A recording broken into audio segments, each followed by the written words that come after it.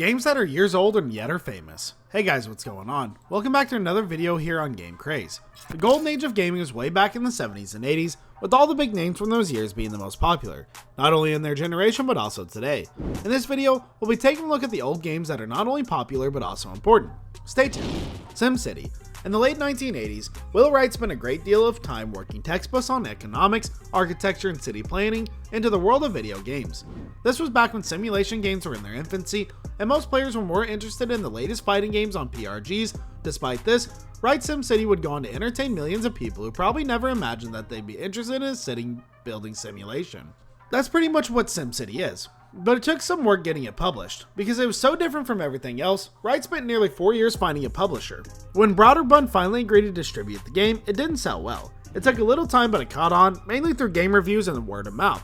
By 1991, it had been ported to Super NES, where it blew up in popularity, selling nearly 2 million copies. Of course, that was the only beginning of SimCity's success, leading to the establishment of a franchise, which eventually resulted in The Sims, which is one of the best-selling franchises of all time. Additionally, SimCity has been credited with inspiring people to work in city planning, politics, transportation management, and more.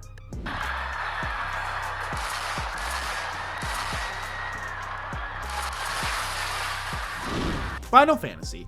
Before gamers had the chance to play Final Fantasy, they had several options when it came to role-playing games.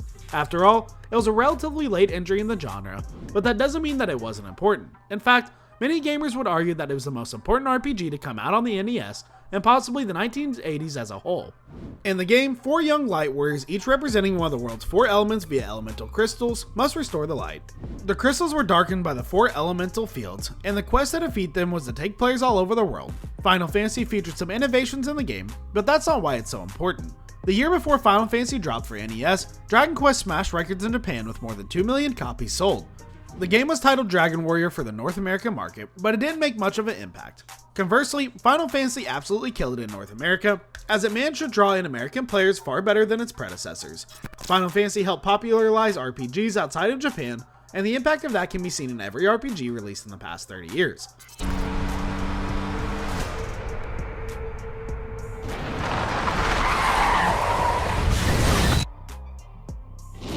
Prince of Persia.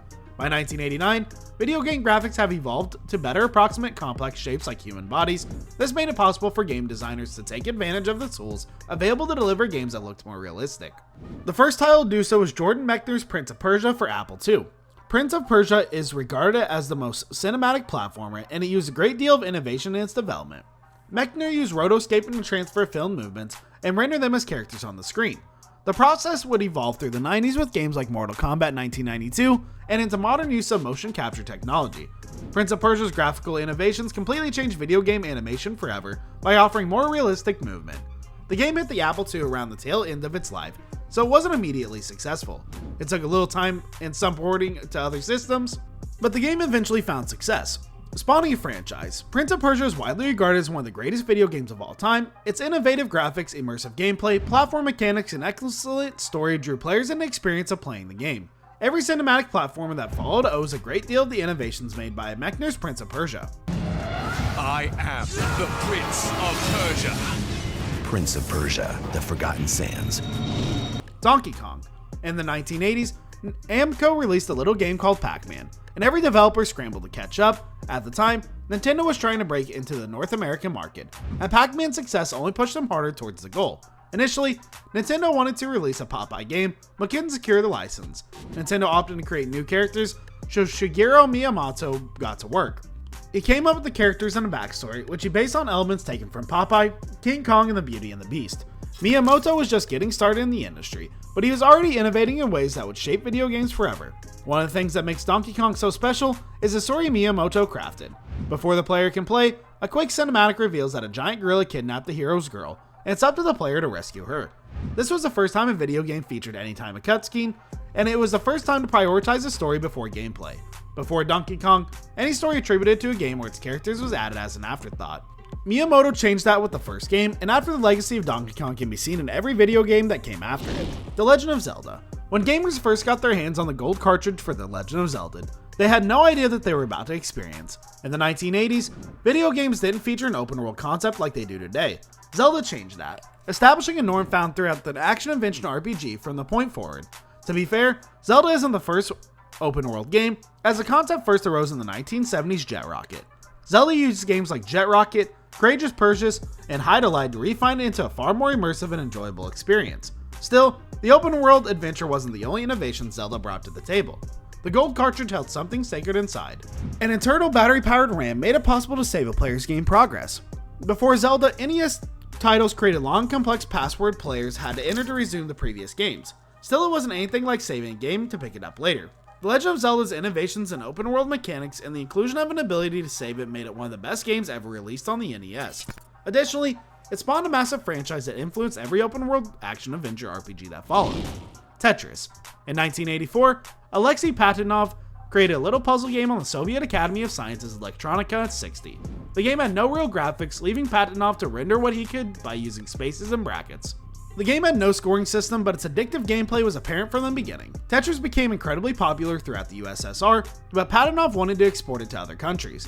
The process was way too easy, but after a great deal of work, Tetris made its way to the United States in 1987. The game was quickly ported to other platforms, but it wasn't until Nintendo came along that Tetris really took off in the West. Nintendo developed a version of Tetris to be packaged alongside the Game Boy, which it released in 1989. The innovation of making the game portable and competitive with Game Link cable hooked people up who had never played video games. The Game Boy was a success, but a lot of that had to do with the Tetris. Millions of people bought the system just to play the game, making Nintendo the absolute king of portable gaming. Tetris has since spawned numerous ports and adaptations, with more than 125 million copies sold worldwide by its 25th anniversary in 2009. Super Mario Bros. There are well over 700 games on the NES, but none have had as much of an impact on the industry as Shigeru Miyamoto's beloved title Super Mario Bros. The game had something no other game had at the time, and it was released in 1985. It was a launch title for the Japanese Family Computer and the NES.